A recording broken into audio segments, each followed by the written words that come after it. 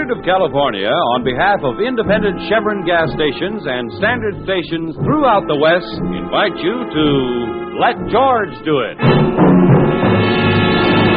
Another adventure of George Valentine. Personal notice. Danger is my stock and trade. If you're up against something you can't handle and that has to be kept strictly confidential, you've got a job for me, George Valentine. Write full details.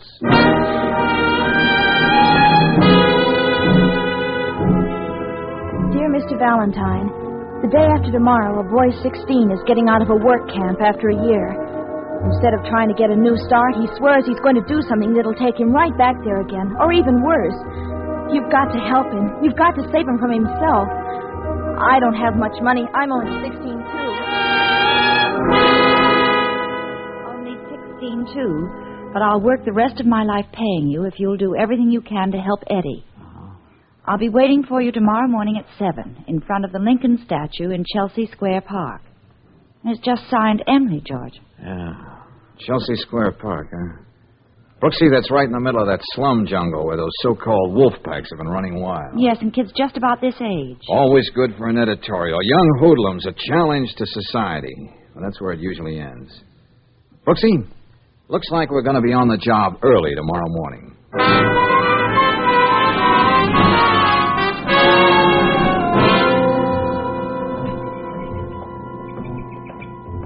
George, wait a minute. What is it, Brooksy? Over there, sitting under the statue of Lincoln. There, feeding the pigeons. Oh, yeah. Looks like our girl, all right. Come on, Angel. Let's see how unlike an editorial we can be when we talk to her. Now, that's all the crumbs I have. No use hanging around. Go on, scoop, go on. Emily? Yes? Oh, Mr. Valentine? Yeah, that's right. Gosh, I didn't really believe you'd come, and Hello, Emily. This is Miss Brooks. We work together. How do you do? Hello, Miss Brooks. If things weren't so terrible for Eddie, I'd feel pretty silly. I don't have anything in the world, and there's no reason for you to help me. Well, let's just say you write a darn good letter. Now, what about Eddie, Emily? He's a boy I know. He gets out tomorrow. Why was he sent away? The police found him in a stolen car. I see. But he didn't steal it. He thought he was delivering the car to a second-hand dealer for somebody, just to make a little extra money. Well, didn't he tell that to the police? No. He just kept insisting over and over that he didn't steal it. He wouldn't even tell me who got him into that trouble. But he says that since everybody is so sure he's no good, he's going to prove they're right. You know what that means. Oh, now, Emily. Well, I know Eddie. He's lost his temper a lot of times, and he got into scrapes, but, well, he's not bad. Not really. Emily, you're pretty sure of that, aren't you? I suppose when you believe in somebody, you just do, that's all. All right. Now let's see what we can do. He has no place to go, Mr. Valentine. What do you mean? He only has his father, and Eddie was supporting Mr. Prokosh, selling papers. Yes? Well, when Eddie was arrested, Mr. Prokosh told him he never wanted to see him again. And Eddie's very proud. He'd never go back home now. Well, people change a lot in a year. Do they? My mother and father haven't. They still think Eddie's no good. And even now, when I went to help him, I have to meet you in the park before I go to school. All right, Emily, suppose you leave Eddie to me. I'm going to secretarial school now, and in another year I'll start working. And if you don't mind waiting, I can... suppose you leave that to Mr. Valentine, too. Then you mean you'll do everything you can? That and a little more, Emily. Now, suppose we go and have some breakfast so you can tell me all about Eddie. Then I'm going to have a talk with his father.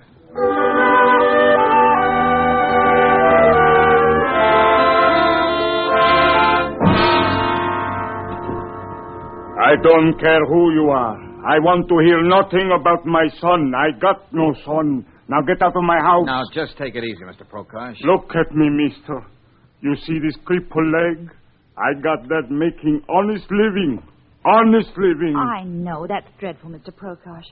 But there's still Eddie to think about. I get few pennies from the company every month. I even bite my tongue and take charity from the Morrissey Association. But better I should hate myself than take one dirty penny my son steals. I don't need it. But maybe your son needs you. I told you, lady, I got no son. Okay, let's just call him another boy, age 16, a boy in trouble and headed for more.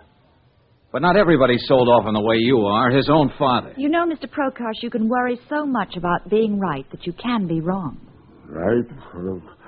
Such fancy talk I don't understand. Hey, Prokosh, I want...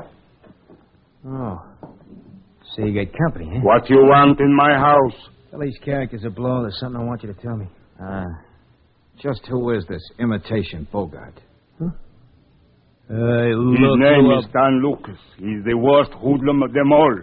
Look, Pop, Eddie's time's about up. When's he getting out? I gotta know. I tell you nothing. You heard me. I gotta know. And you're gonna tell me.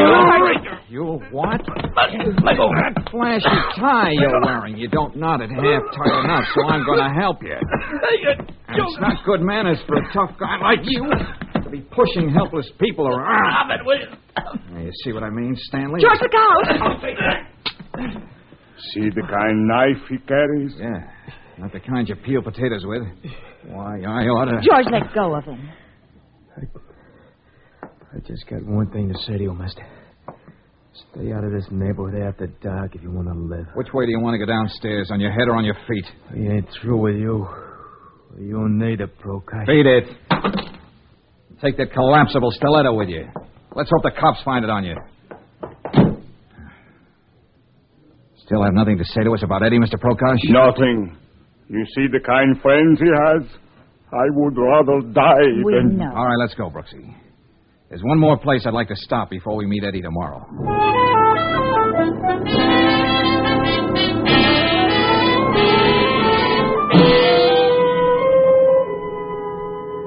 What do I know about Eddie Prokosh? Just about everything, Mr. Valentine. Good. That's why we dropped in to see you, Mr. Morrissey. Mr. Prokosh says you and the Chelsea Square Association have been helping him out every month. Well, Miss Brooks, we're sort of a political club, as you know. But we believe in really taking care of our own down here. So I understand. Naturally, we hope to win votes. But in a tough neighborhood like Chelsea Square, there are other things that are more important. Giving out turkeys come Thanksgiving and arranging a boat ride in the summer just aren't enough. Oh, we do much more than that. We cooperate with the police. Even get to the judge when one of our boys gets into trouble. We've been talking about putting up a playground, too. Well, I could get the bare facts of what happened at juvenile court. But I thought a man like you, whose business it is to know what's going on, could tell us more than that. We understand Eddie didn't even try to defend himself on that stolen car charge. I know, but I'm afraid there was very little he could say. He was caught red-handed. Very unfortunate case. But I'm afraid not at all unusual. Say, tell me, Morrissey, why would a young hooligan like Stan Lucas be interested in knowing when Eddie gets out from the work camp? Lucas? Oh, that one. There's really a neighborhood problem. I can imagine. But Stan's almost a man now. I don't see what he could have had to do with Eddie Prokosh. Apparently he had a lot to do with him, Morrissey. But it looks as though we won't get the real picture of Eddie till we talk to the boy himself.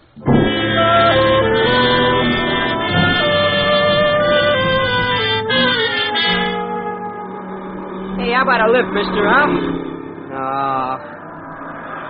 Hey, you going into town? How about a...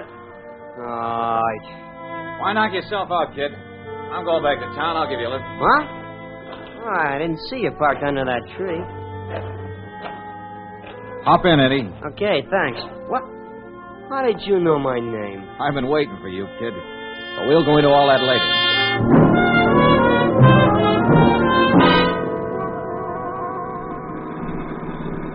I don't listen to Emily. She's just a crazy kid. And I suppose you're a brainy old man. Yeah, well, I know what I'm doing. And you can let me off at the next cross and I can get a bus, you know. Nah, just keep your shirt on, Eddie. That kid gets crazy ideas. I know what I'm doing. I don't need anybody's help. Okay, so you're on your own. Well, let's set it up this way. Look, I live by myself. What do you say we go home and have some chow? You might decide to bunk over with me until you know what you want to do. I know what I want to do. Hey, mister, you sure you're not a cop? Well, some of them are my best friends, Eddie, but I don't happen to be one. No, it's just like I said. I had a little talk with Emily while she was feeding the pigeons in the park. You mean Emily still sits by that statue and... Well, okay, I guess there's no reason why I shouldn't eat your food. Thanks, Eddie.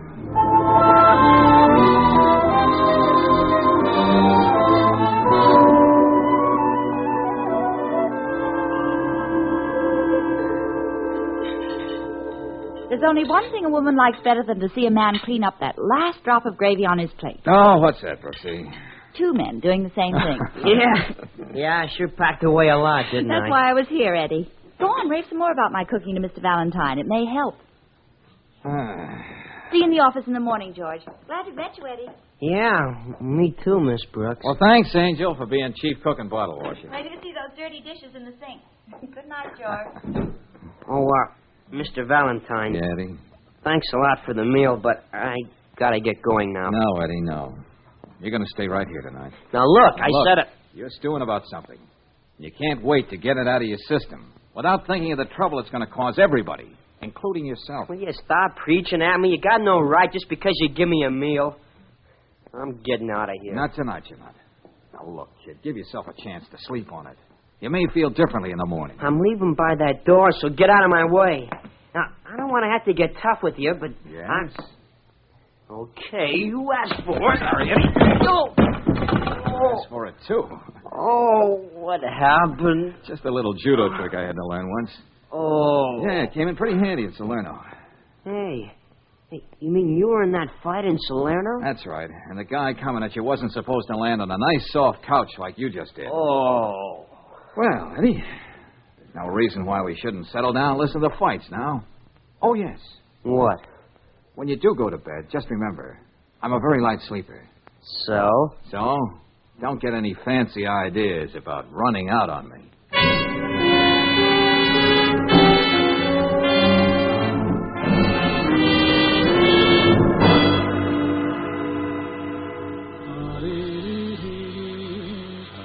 Okay, Eddie, time to get up. Hey, Eddie, did you hear me? Rise and shine. Oh, that kid. Say, Eddie, if you want to try my new electric razor, you can... Why, that little... Now, wait. Oh, great. Well, he did leave me a note. That's something. I wasn't asleep like you thought when you went in to take your shower. I even washed the dishes to pay for my room and board. Now, you and Miss Brooks and Emily better stay away from me. You were so anxious to know what I was going to do. Now I can tell you. I'm going to take care of Stan Lucas.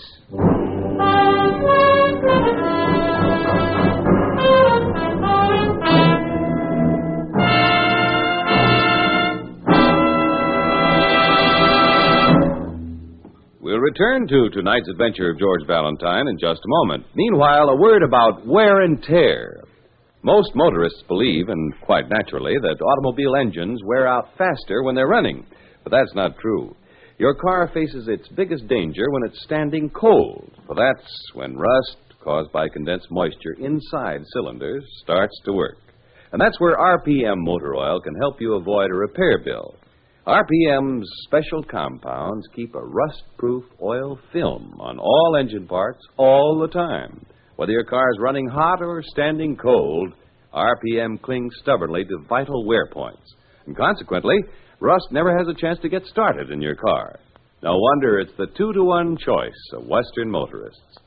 Next time you need oil, ask for rust-fighting RPM Motor Oil at any standard station or independent Chevron gas station. While you're there, ask for a free copy of Batter Up. It's a wonderful handbook on baseball, a gift to you from independent Chevron gas stations and standard stations where they say and mean, we'll take better care of your car.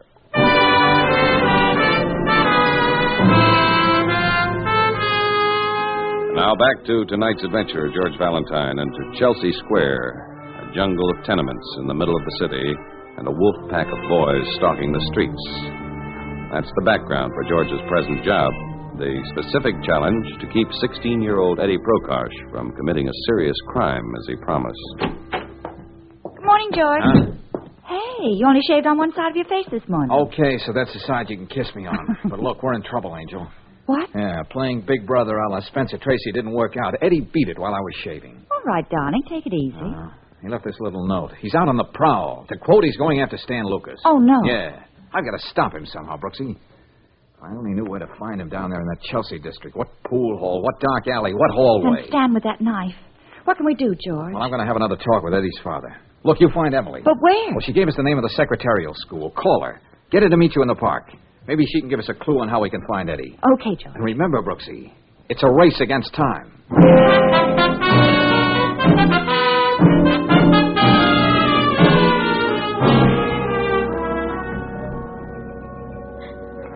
Eddie can't do that. He mustn't. Emily, stop crying. Yes, Miss Brooks. Emily, I'm not going to talk to you like a child. If you're old enough to fall in love with a boy, this is no time to let him down. I know. You came to us for help. Now we need yours. Can you tell us some of the places where Eddie might be looking for Stan Lucas? It could be anywhere, but Yes, dear. I should have told you this before, but I couldn't. I mean about Stan. Stan? Did he have anything to do with that stolen car business? I'm not sure, but that's not what I meant. What did you mean? Miss Brooks, you said you weren't going to talk to me like a child. Well, I'm not going to talk to you like I was one either. All this year Eddie was up in that work camp. I've been going around with Stan. Oh. But I had to. Everybody does what Stan tells them to. I wasn't afraid just for myself, but what he said he'd do to Eddie when he came out. Does Eddie know that? No, you know how men are. And I wouldn't want him to know. Oh, you poor kid. Well, what could I do, Miss Brooks?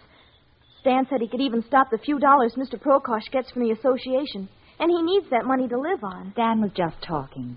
But you don't have to worry about him anymore. Mr. Valentine knows how to take care of him. I'm only thinking of Eddie. If I could only talk to him. I've got to find him. Wait, Emily, I'll go with you. We'll both look for him.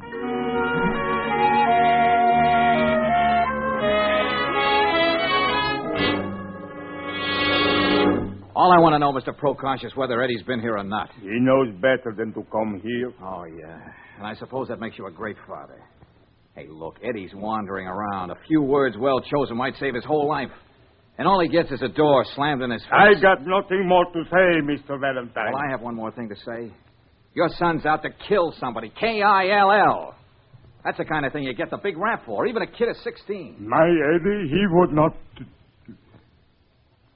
What's that thief? Then a murderer. Okay, Prokosh, I can't waste any more time on you. A 16-year-old girl had more faith in your son than you have. And I've got to keep faith with her. That stubborn old... Remember me, big shot? Well, at least I didn't have to look for you, Stan. Nah, you didn't. Because I was looking for you. Jump, boys, jump. Hold against that wall. Okay, Stan. Hold him. Twist his arms back, Slim. Yeah. I want to do this right. Hey! No! I owe this mug something. Imitation Bogart, huh? You had something to say about my knife, didn't you? No. How do you like it now? I ought to carve my initials all over that face of yours. Hey, don't do it, Stan. No, I won't do it. It's really going to be a pleasure to work him over so even his own mother wouldn't recognize him.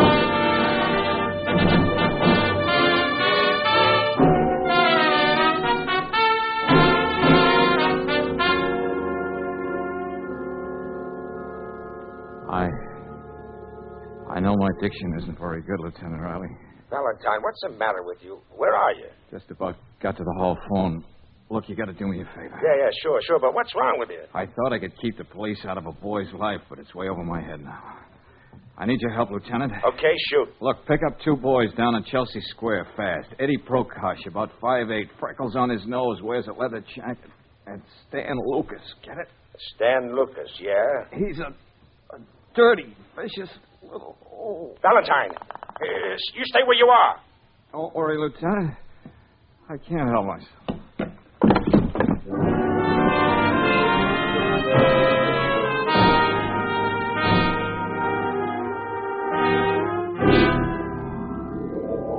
Hello, Angel. George, I know what you mean. Guy doesn't look his best in these hospitals. Oh, darling, your face. Look, what about Eddie? Did they pick him up? Yes. Before he got to Stan? Uh-huh. Oh, good. Not quite so good. What happened, Brooksy? Lieutenant Riley has Eddie in jail. Huh? They found a gun on him. But if he didn't get to Stan, The then... gun was taken from a watchman in a holdup this morning. Eddie? No question about that gun. But, Brooksy, when that guy's wrecking and now I this... know. But, George, what do you think you're doing? Where are you? Oh, I'm getting out of here and have a talk with Eddie in jail.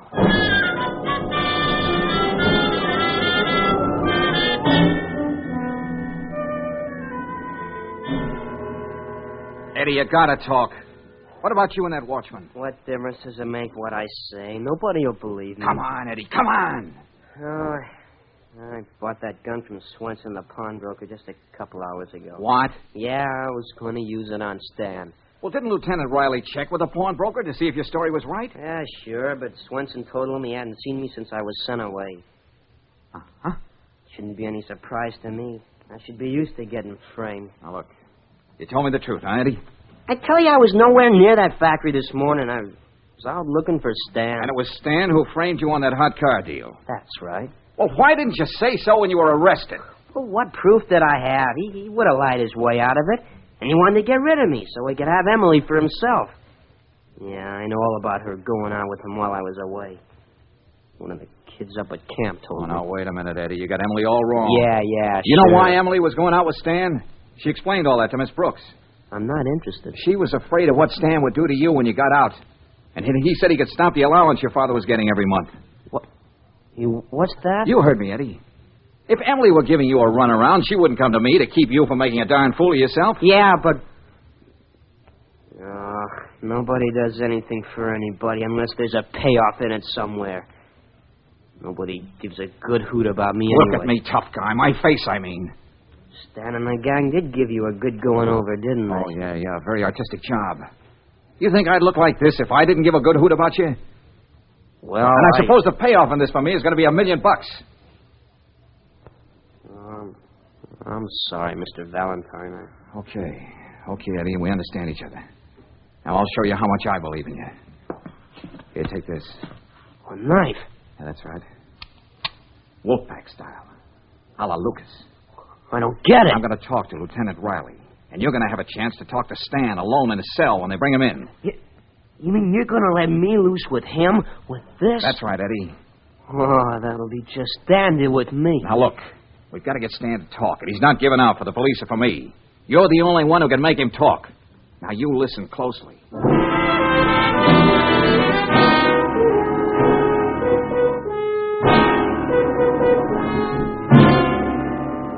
All right, I don't mind playing ball with you, Valentine. I'm all for helping the kid. Thanks, Lieutenant. But you realize the spot I'm putting myself in, letting Eddie have a knife when he talks to Stan? We'll be right next to the cell door. Go right in, Mr. Morrison. The lieutenant's waiting for you. Thank you. Well, it's good to see you, Morrissey. How are you, Lieutenant? Miss Brooks? Hello, Mr. Morrison.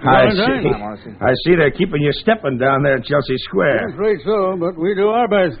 Well, Valentine thought you ought to be in on this Prokosh case. Eddie's one of your boys, you know. I know. Yeah, we're going to hear Eddie's side of the story. And if it sounds convincing, we know you'd want to help. I'm glad you thought of me.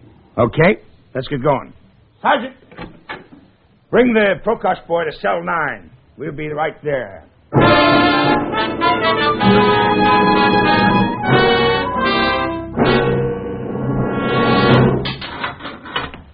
Okay, Eddie. The lieutenant says you can talk to this guy 5 minutes. Thanks. Well. How did you get out, Prokosh? You didn't stay out very long, did you? No, you saw to that, Stan. Come on, you're talking through your head. Am I? You want me to give you regards to anybody when I get bailed out? Emily, for instance? You're not getting out of here. What are you doing? You ought to know this trick. How to hide a knife in your shoe so they don't find it when they search you. Hey, Eddie, put that thing away. I've been waiting to catch up with you, Stan. Look, stay away from me. You framed me running those stolen cars. Well, now you're going to pay for Now, it. look, kid, take it easy, will you? Didn't you? Look, I didn't mean to frame you, Eddie. It was all a mistake. Help! Somebody help! He's going to... Stop him! Help! Yeah, I was looking around for a gun, and sooner or later I'd wind up at Swenson's, so you planted that hot gun there. Yeah, that's right. But look, kid, help get this guy out of here. You hear me? Get him out of here! Well, get him out of here, all He was right. trying to murder me. Hey, what are you doing here? You got a good memory for faces, Stan, especially ones you've been working on. Gosh, Mr. Valentine, it worked. You heard him, didn't you? Yes, Eddie, we heard everything. Look what's going on here. You got no... Shut up. Mr. Morrissey, get me out of here. I didn't do nothing. Well, the less you say, the better, Stan. Look, you can't let him railroad me like that. I'll do everything I can, same as I would for everyone else in our district. I guess you're going to stay put, Lucas. And the rest of your gang will be sent to a place where they can learn to do something useful with their lives. Come on, everybody. Wait a minute, Lieutenant. Huh? Isn't it going to be kind of crowded in here for Stan and Mr. Morrissey? What are you talking about, What, Valentine? What do you mean, George? That was some nice double talk between you and Stan a second ago. The less he says, the better. The better for you meant, didn't you, Morrissey? Now, look, Lieutenant, and you, Stan, you said, you can't let them railroad me or I'll... Well, or you'd give away the whole works, wouldn't you? Morrissey was the real guy behind the stolen car racket and a lot of other rackets down in Chelsea Square. Morrissey, you were using Stan to bully the other kids into line. That's why Stan boasted he could cut off the little money Mr. Prokosh was getting from the association. Well, you don't seem to have much to say, Morrissey. Everybody knows my reputation. Oh, yeah, the big power of the neighborhood. Big enough to make Swenson, the pawnbroker, perjure himself so you could be rid of Eddie. I think you can get Swenson to talk now, Lieutenant. I told you he sold me that gun. You got this all wrong, Valentine. This Lucas boy here has caused all kinds of trouble. If he tries to implicate me, surely no one is going to believe him. Marcy, you're not going to walk out and leave me holding the bag. Valentine is right. I got lots of proof. Keep quiet, you little rat. See what I mean, Lieutenant? On second thought, it wouldn't be safe to leave them both in the same cell.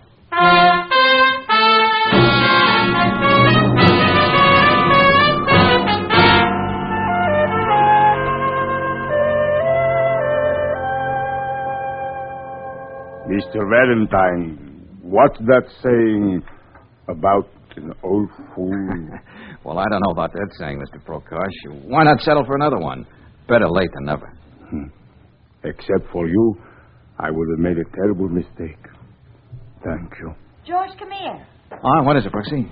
Look down there out of the window. Huh? There's Emily and Eddie sitting on the stoop. Oh, yeah. Offhand, I'd call that romance, Angel. And offhand, I remember a saying, too. Speak for yourself, John, if you know what I mean.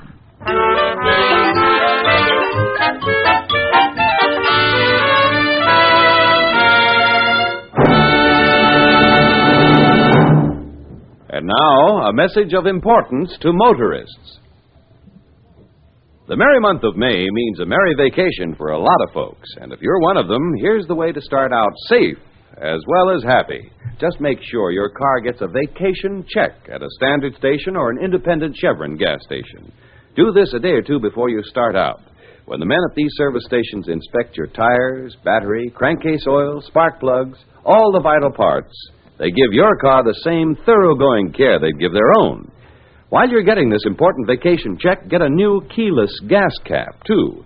It has a simple combination lock, no key to lose. And it guarantees your gasoline is safe from theft during your vacation trip and whenever you park your car.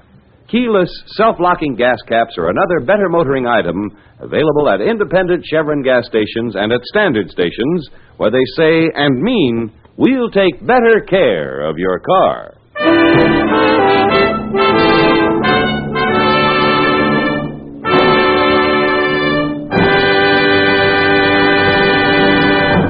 Next week, when you tune our way for another adventure of George Valentine, you'll hear... Oh, hello, Angel. Oh, darling, I thought you'd never open your eyes. Oh, why doesn't somebody turn that radiator off? It's hissing. We're back in the manlock at the tunnel, George.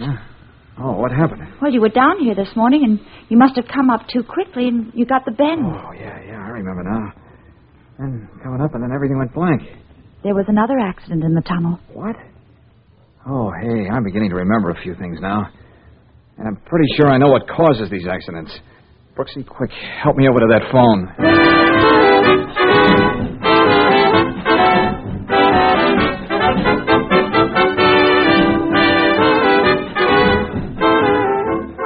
Tonight's adventure of George Valentine has been brought to you by Standard of California on behalf of independent Chevron gas stations and standard stations throughout the West. Let George Do It stars Robert Bailey as George with Frances Robinson as Claire. Wally Mayer appears as Lieutenant Riley.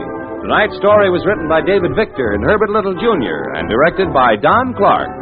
Also heard in the cast were Mary Lou Harrington as Emily, Jay Novello as Dr. Prokosh, Tommy Cook as Eddie, Tony Barrett as Stan, and Herbert Butterfield as Morrissey. The music is composed and conducted by Eddie Dunstetter. Your announcer, John Heaston. Listen again next week, same time, same station, to Let George Do It.